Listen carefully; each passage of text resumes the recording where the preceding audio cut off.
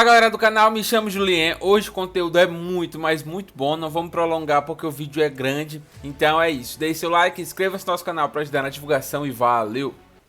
Todos que tivemos uma eleição presidencial em novembro, há pouco tempo, onde os principais candidatos, Trump, Biden e Harris, nenhum mencionou o declínio do Império dos Estados Unidos. E nenhum citou, que eu saiba, os BRICS ou qualquer mudança fundamental. Não se falou nada sobre uma economia mundial transformada. Isso, para mim, é uma prova avassaladora de que temos uma desconexão básica. Esse silêncio dos líderes sobre a mudança global não é mero descuido. É uma estratégia. Ignorar o BRICS e o declínio dos States mantém o foco em velhas disputas. Vi impérios ignorarem viradas cruciais até ser tarde demais. Parece que estamos vivendo um desses momentos. Se os líderes não reconhecem a mudança, como se prepararão? Acho que o senhor Trump está descobrindo agora, passo a passo, que o que ele não calculou, tudo o que ele certamente chamará de consequências não intencionais ou culpará os outros, é que não se pode impor uma tarifa contra o resto do mundo. Não dá para fazer isso. É loucura demais, é avassalador demais. Tem variáveis demais, em direções demais, para ter confiança em qualquer previsão que se faça. Nas últimas 24 horas, a maior montadora do país, a General Motors, respondeu às tarifas que visam aumentar a produção industrial no EUA, explicando que vão reduzir a produção aqui e aumentar no México.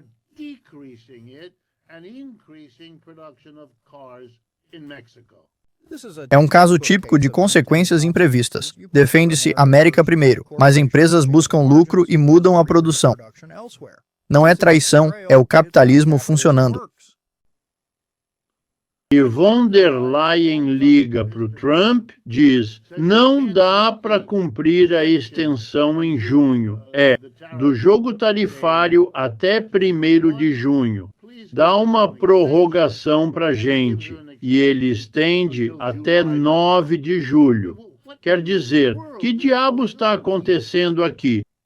E os europeus, e aqui talvez, sabe, eu devesse te entrevistar, no caso euro, para os europeus, a bagunça, não conseguem nenhuma união que eu veja. É incrível. Até quando vão ficar assim, enquanto o mundo vira EUA e China, e a Europa perde relevância a cada hora?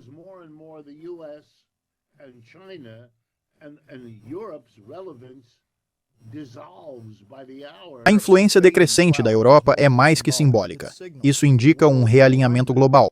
Quando o eixo de poder muda, alianças do século XX ficam frágeis no XXI. É que não tem ninguém que possa fazer algo. Vão deixar os alemães se rearmarem? Acho inacreditável. Qual será a consequência direta? Não se, mas quando perdermos a guerra na Ucrânia? Receio que a situação nos EUA sugere que a Europa tem pouco a oferecer e pode ser dispensada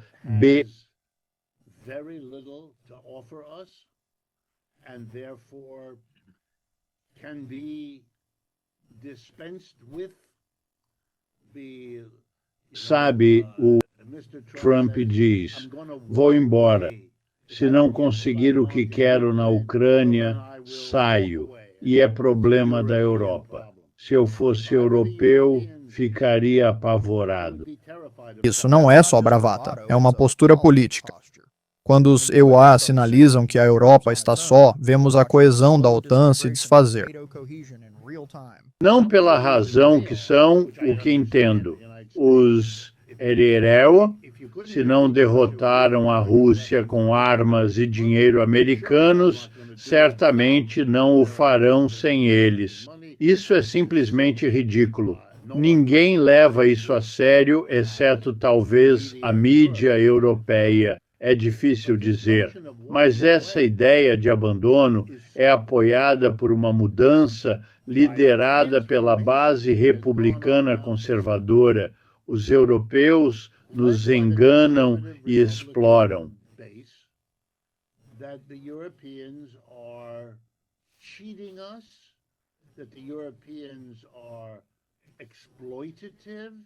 É uma visão estranha da economia, com tom moralizante, antes vista como antiquada e não pragmática.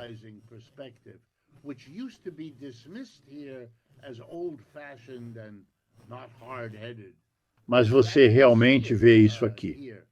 Vou dar alguns exemplos. O senhor Trump tem assessores econômicos, conheço alguns como Scott Vincent ou o senhor Navarro e outros, certo? Aparentemente, disseram-lhe algo que, num seminário de economistas, seria motivo de chacota. Mas disseram-lhe que um desequilíbrio comercial, por exemplo, se o Vietnã exporta 100 bilhões em roupas baratas para os EUA, mas só compra 40 bilhões em produtos americanos, isso seria sinal de trapaça.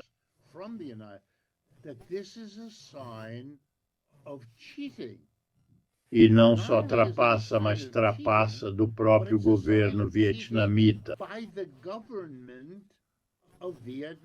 Chamar desequilíbrio comercial de trapaça é uma simplificação perigosa. Não é o Vietnã que decide onde as roupas são feitas, mas empresas dos States buscando custos menores.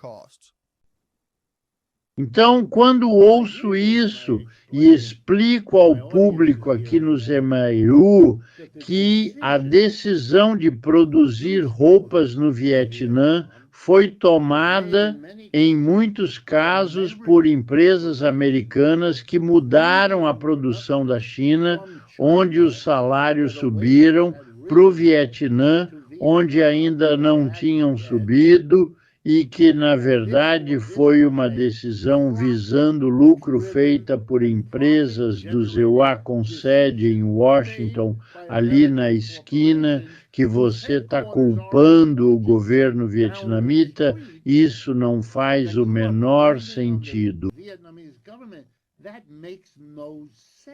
Exatamente. É mais fácil culpar estrangeiros que encarar as falhas do nosso sistema econômico. Não é novidade, só está mais evidente hoje. Isso é ignorante, né? E você não é uma pessoa ignorante. O que é isto? Bem, acho que você precisa considerar a ideologia. É que eles precisam reposicionar, é perigoso, mas darei um exemplo para ajudar a entender. Por que há nos States um ressurgimento da supremacia branca?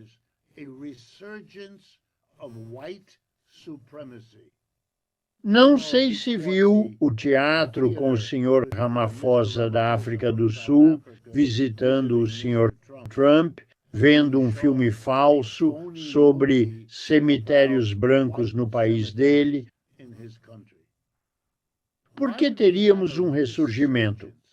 Bem, os brancos sofreram por ter a maioria dos empregos realocados dos EUA nos últimos 30 a 40 anos.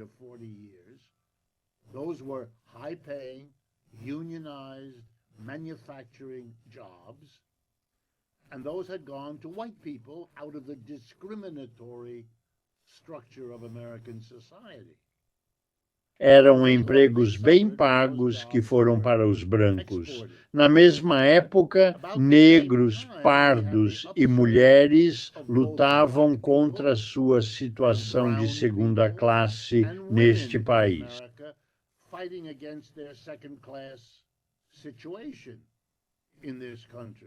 contra sua subordinação política e ideológica. Foi fácil para os demagogos do MAGA dizer aos brancos: você não foi prejudicado pelo seu patrão pagar chineses em vez de você.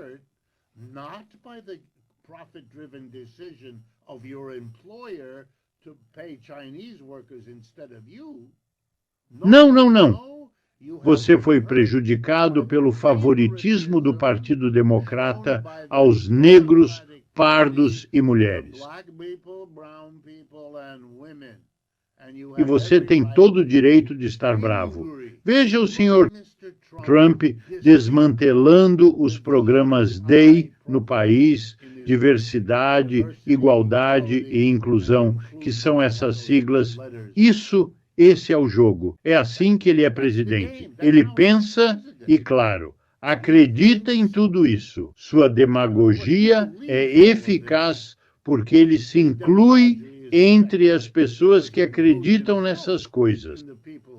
Ele é realmente preconceituoso racialmente e tudo mais, assim como a maioria ao seu redor. Concorde ou não com Wolff, é claro que narrativas raciais desviam a atenção de falhas econômicas mais graves. E isso funciona, ao menos politicamente. Então, eles conseguem identificar um problema social no Zeuequa, divisões terríveis entre negros, pardos e brancos e entre homens e mulheres que estão em péssimo estado.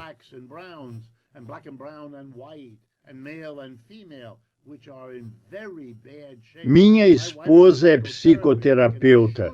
Garanto que seus clientes, uma amostra dos americanos, acham difícil viver nesta sociedade com as tensões e pressões que não são resolvidas.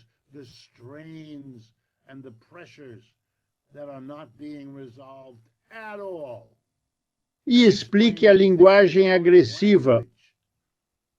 Ouça o Trump, ele representa bem a raiva e a amargura. Bem, eles veem os europeus como um peso, algo inútil. Ah, somos melhores que eles. Somos mais avançados tecnicamente.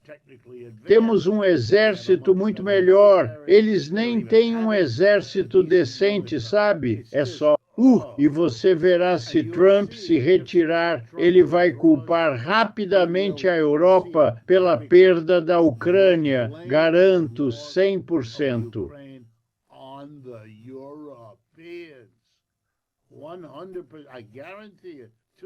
Esse jogo de culpa não é só retórica, é estratégia. Desviar culpa, gerar raiva e manter a base furiosa. É política de sobrevivência disfarçada de diplomacia. Porque ele culpa os perdedores designados por tudo que acontece.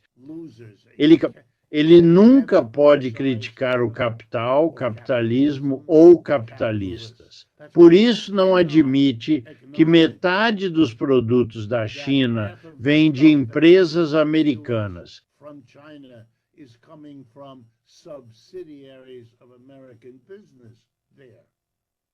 Ele tem que dizer o que todos dizem. Eles roubaram a tecnologia. Não roubaram. Os chineses fizeram um acordo calculado. Americanos, japoneses, alemães, holandeses, venham para a China. Contratem nossa mão de obra por uma fração do custo e acessem o maior mercado do mundo. Nas escolas de negócios ensinamos: vá onde os salários são baixos e o mercado cresce.